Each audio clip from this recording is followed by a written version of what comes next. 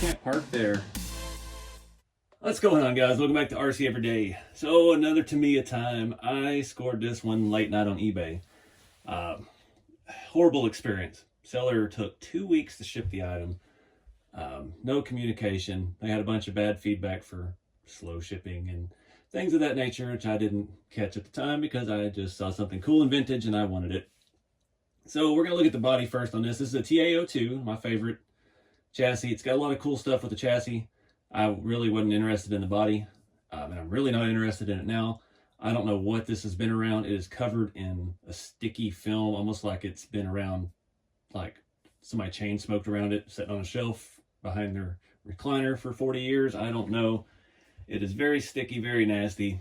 I think this is a R33 Skyline. I don't even know. It's not my favorite body style. I know that. This is kind of the standard version. I don't know this body. I don't even know. I don't have any specs, or I didn't pull up nothing on Tamiya base to reference this. That's how little I'm interested in the body. It's got all the wings and stuff, and it's in pretty good shape. There's not any cracks or anything, but it is just super sticky. Paint job's so-so. We've got some holes. Look like somebody had some primitive LED kits from back in the early 2000s stuck in it. You can see how the white plastic is just super yellowed, nasty, sticky. Wings in good shape. It just requires a very deep cleaning. But I'm just going to put this body in a box. I'm not interested in it. I've got another old silica body that had a box with a lot of space in it, so we're going to throw that in there with it and remove this thing out of here. See, there's some more holes for LEDs. I think that's what those were. I remember those kits on eBay. You just snapped them in your hole and then you stuck an LED in it and called it good, before we had light buckets. So anyway, you can see how foggy and nasty that window is. And that's all on the outside. Looks like some boogers on the inside. Anyway, all right, so it had a deal on it to make an offer. I made an offer, counter offered. I thought about it the whole period. And one night after too many adult beverages, I just dropped the hammer on it. And then you always forget on eBay, they charge tax on everything. And it was like, yeah. So it ended up being about 200 bucks for this. So not the wisest investment, but we got some good parts on here, and I'm thinking we may have some really good parts in here. So my plan for this video is, this thing is covered in ickiness too. Our urethane bumper kit, which is a factory option, is electrical taped all up. I used to have a spare piece of that foam. I don't know if I still do. But we're going to go over this real quick, and then I'm going to tear it completely down. We've got a few major issues to overcome. One issue, the shock back here, the shaft is rusty, and you can feel it. The other 3 shocks are still functioning very well. We've got the, look like the original Tamiya spring set yellow springs. I don't know if that's the case, because we do have a lot of aftermarket stuff on here. Aftermarket shocks, I haven't seen these shocks in a long time. I don't remember what brand they are. We've got full FRP chassis. It's in pretty good shape. There are some scratches and stuff on the bottom. The main thing that interested me was this servo. I hadn't seen a clear servo in forever, and I've looked it up. I haven't really found a value on it. It's Cirrus brand, like the Cloud Cirrus. It is plastic gear, so they did have some metal gear options from what I've seen. I don't know the value on it. I don't know the torque spec on it. Once we get it out, we'll take a better look at it. I just thought that was cool. I hadn't seen a clear servo since I was a kid racing, trying to race these at the hobby shop. And yeah, some neat stuff. But we've got the FRP shock towers, the FRP chassis plates. We've got this, I don't remember what, I guess that's just the lightweight shaft that they've put some shrink tube over it. I don't know. I don't know if that was something special. I want to say I've seen that before. It may have just been an old racer's trick. Little things that I like. It's got adjustable turnbuckles front and rear, which are actually kind of hard to find right now. I've been trying to find some, especially for like M chassis. They used to make that stuff all the time, and all these brands, it's getting harder and harder to find this stuff for the older rigs. I guess that's probably why I was looking for my M01, trying to find some adjustable turnbuckles, which I'm sure some of the later ones would fit. M series stuff's still pretty much the same, but you know. So I didn't even look yet. Do have universal shafts, and I'm hoping I got a piece in here. When we take the gearbox apart, that's filthy. I see gold cups on the front, so I'm hoping. If you've been following these Tamiya Time videos, I built a car in the early mid 2000s, and I sold it, and I rebuilt some of it with the parts that I had on my original car. I rebuilt it in the early 2000s. with all these amazing upgrades that my sister got for me at a hobby shop in Nashville. I think it was. I always thought it was Memphis, but she told me it was Nashville. It's one of us memories slipping. And I was a little kid. I just like, here, I want all this stuff. And I found a place back when the internet was just getting started that said they sold Kose brand, Kose. And it was my favorite stuff. I had a carbon fiber drive shaft. I had this beautiful aluminum front one-way diff that had gold cups on it. And I had my whole car decked out in it. Well, long story short, the car got torn apart. It was my original car. I had all those parts in a box just floating around. Pulled them all out, cleaned everything up, built a new TA02, and put it all on there. And that was right when I first started doing the YouTube stuff. And I didn't have a dime, so I wasn't driving on-road stuff. So I was like, well, I'll sell it, buy more crawler stuff, because that's what I was into at the time. Sold that car for barely over $200, I think. Might have been $250. And yeah, that front one-way diff would probably bring at least $60 by itself now. Carbon fiber drive shaft, probably 50 or $60. So, and it was cool because it wasn't like these reproduction ones that somebody's had made there. It was actually original, it was finished, beautiful ends on it. Good stuff. And I sold it for nothing with an unpainted Skyline body. So I haven't seen this before. These are a support, and there's supposed to be a way that this attaches to the front knuckle to add support for our caster, I guess we'll call it. It's missing the links for that, but we've got this aluminum piece. Somebody already commented on Instagram, said that's a Kose brand piece. I don't know that for a fact, but I'd be excited if it is, because like I said, I'm trying to collect all that stuff. Yeah. We've got a aluminum turnbuckle set up with adjustable arms as well, adjustable turnbuckles, so that's actually really cool. Out back, you can see another piece that is very hard to come by is the sway bar mount. Mounts on this back diff cover, and we don't have a sway bar. I don't have the sway bar ends, but we've got the mount. So I'm not sure if I have a sway bar kit for this anywhere. It would be cool if I did. I've always wanted to do that. I've never actually put one on a car. I've got a couple with it that came with them on the vintage stuff, but yeah. And again, this shaft is a little rusty, but it's still functioning. We've got the old two-piece wheels. We got some HPI radials that are pretty hard. This front one has got a very weird groove cut into it. Not sure how that worked. I'm not sure I'm digging the setup on this. We've got a little bit of positive camber in the front. Rear looks good. We got just a little bit of negative and a little bit of toe in. FRP tower again. And yeah, it's like some plastic white spacers and a bunch of OG stuff. So I guess it's time to tear into this thing. I'm excited to see what gears it's got. Surely it's got ball bearings with it being as upgraded as it is. All right, so I got about 2 seconds into tearing this apart. I had to tell y'all, it's not looking good. We've got bearing bushings. This front CVD shaft is bent pretty severely. I'm thinking this one may be as well, just not as bad. Looking pretty rough. We may have to get deeper into the parts bin. Our rear ones look okay. I'm curious what kind those are because they look super thin. Anyway, yeah, not looking good. I forgot to show you the bottom. It's got some scratches. It's pretty driven. So let's see what treasures await us inside.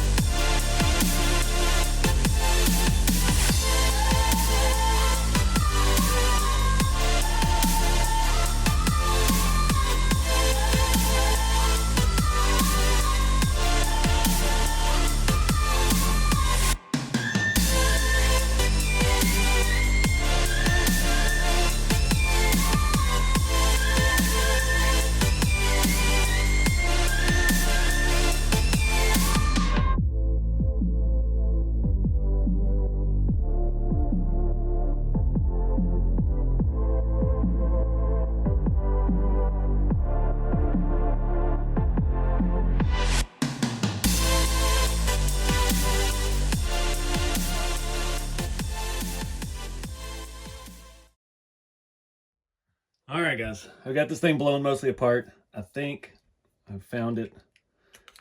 Yes, missing piece of my childhood. The Kose one-way front diff. I'm not 100% sure it was installed correctly because I turned it and I was not getting one-way action. It is pretty grimy inside, as is everything on this car. So the gold in output cups did not lie to us, luckily. So you got one-way action only. And Tamiya makes a set for this, for the TA02, which I've got a couple, and it's basically some plastic bits that you stick in place of some of the gears, and it's not as fancy as this. But that made it all worth it right there. It had some bearings in. Once I saw the bearings inside, I'm like, okay, somebody's been in here. Little by little, they upgraded. So that right there makes it completely worth it for me. Just kicking myself. I never thought I'd find another one. And for what they're probably bringing now, I probably couldn't afford to buy another one. And yet this stuff, I find these, like the Kose aftermarket parts and stuff out of like Singapore and Taiwan and stuff on eBay, and it's, you know, months of waiting for shipping, and so rolling the dice so you actually get it. You can't find any of this stuff in the States anymore. So I think now I'm trying to avoid cleaning this stuff, but I need to go ahead and pull the battery assembly off of the frame, take that stuff in and clean it. I do have a broken front gearbox. That screw hole for the bottom mount is completely fallen off when I took the screw out. And we need to go through my parts bins and see what we have. I'm still on the fence whether I want to put this all back together, clean it up, or is this going to be a parts car? I don't know yet. Over here, this is a Cirrus CS60 plastic gear made in Taiwan. It looks in pretty good shape. It sounds very good, actually, for a plastic servo. I'm sure it's all analog. The wire end is a little boogered up there, but some odd size hardware. You can see this one servo mount was, where'd it go? A larger size self-tapping something or another. I wondered why some of these didn't fit flush on the bottom of the chassis, because that's a size or two bigger.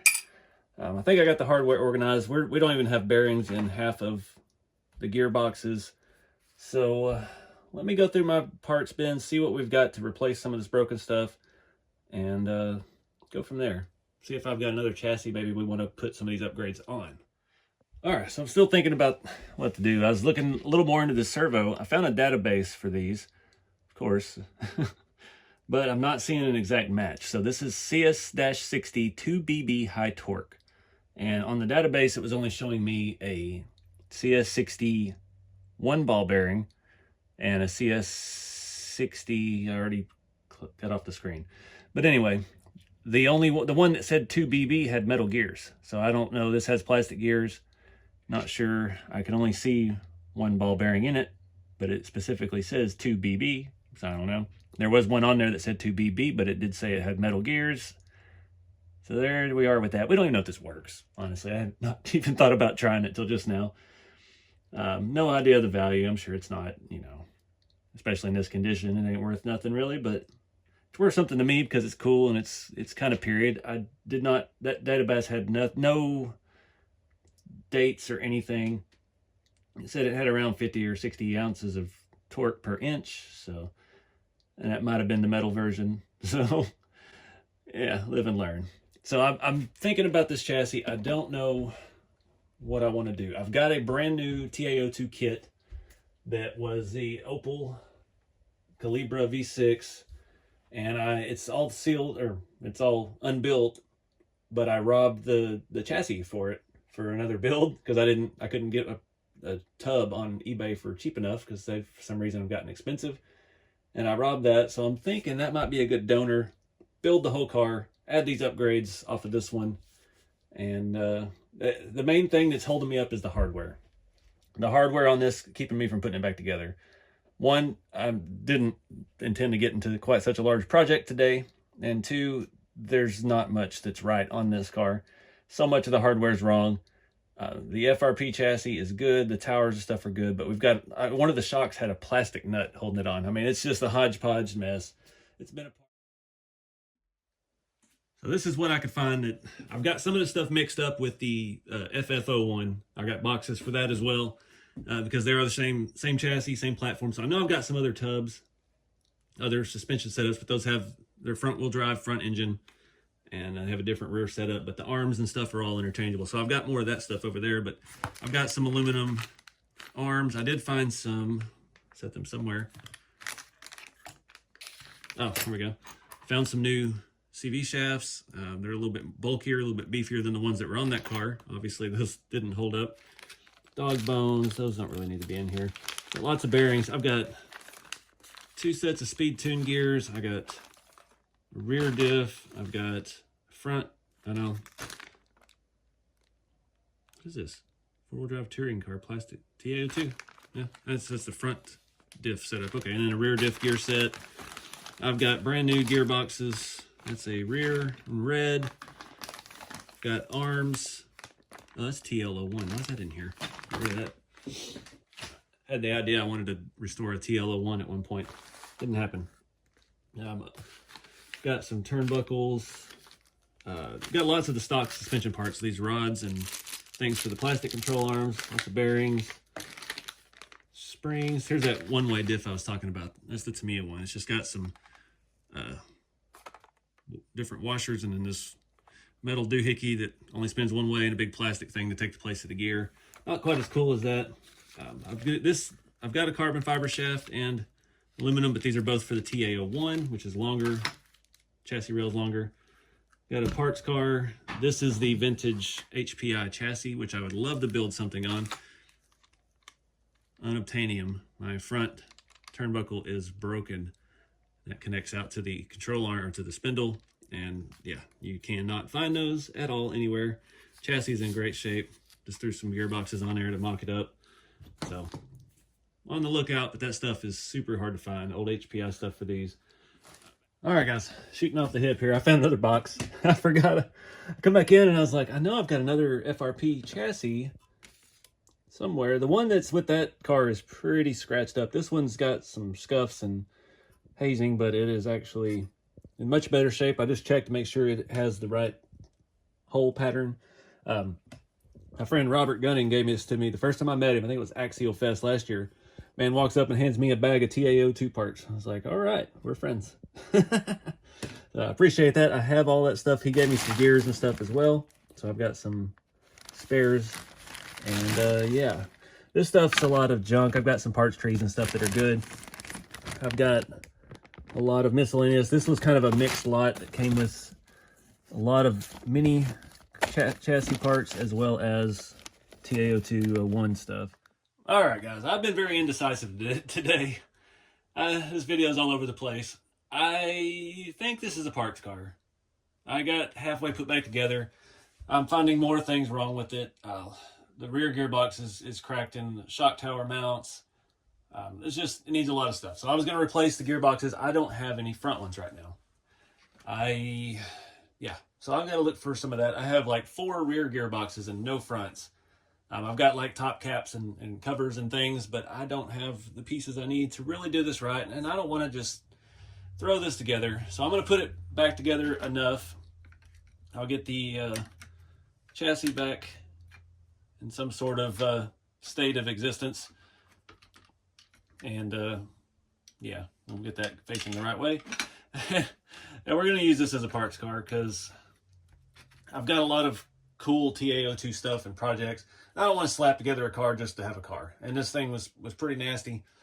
I can't be mad at it. This looks like mine did in the 90s. I mismatched screws. I had sticky tape all over from having to, because I didn't have one ESC, so I'm moving it back and forth between 2 or 3 RCs.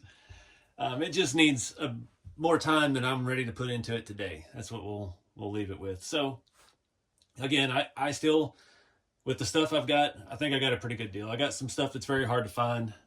You can find the FRP chassis plates, but the little pieces like this and the tower piece and the rear piece that fits underneath the gearbox, that stuff's very hard to find. This steering setup is very nice. That turnbuckle setup, I don't know what brand that is. That may be another Kose part as well. Alright guys, so I'm going to wrap this video up here. It's been a mess trying to film. You can see just how dirty this stuff is. I've been back and forth about trying to build this car or just use it as a parts car. Pretty sure it's going to be a parts car now, but I'm a little more motivated. I've been doing some research and pretty much every bit of this is Kose. I found some arms, a picture of some arms. These are the same pattern. They've got the square with the diagonal cut out. I've never seen these hubs like this. I'm pretty sure all of this, even the links or the turnbuckles, are Kose. That leads me to believe that the bottom is as well, the bottom of the gearbox. Unfortunately, it's scratched up pretty good. So yeah, I think I'm going to go ahead and use the Opal kit as the base. I think I'm going to go back with a plastic tub. Using that kit gives me fresh gears and just you know, everything to start with, and then we can just come back and I can strip this down piece by piece, clean it like it needs to be cleaned, and we can add the upgrades accordingly. This whole steering setup, like nothing I've ever seen. It's way tighter, way better than any of the other stuff I've ever had. You can see there's a lot of cleaning to do. I mean, I've got to get a brush and some soapy water and scrub all these little threads on these turnbuckles. Yeah, come back with a full set of bearings. So that'll be next time, or in a future video. Tamiya time. We'll get this thing made back into something cool. But until next time, guys, keep it scale.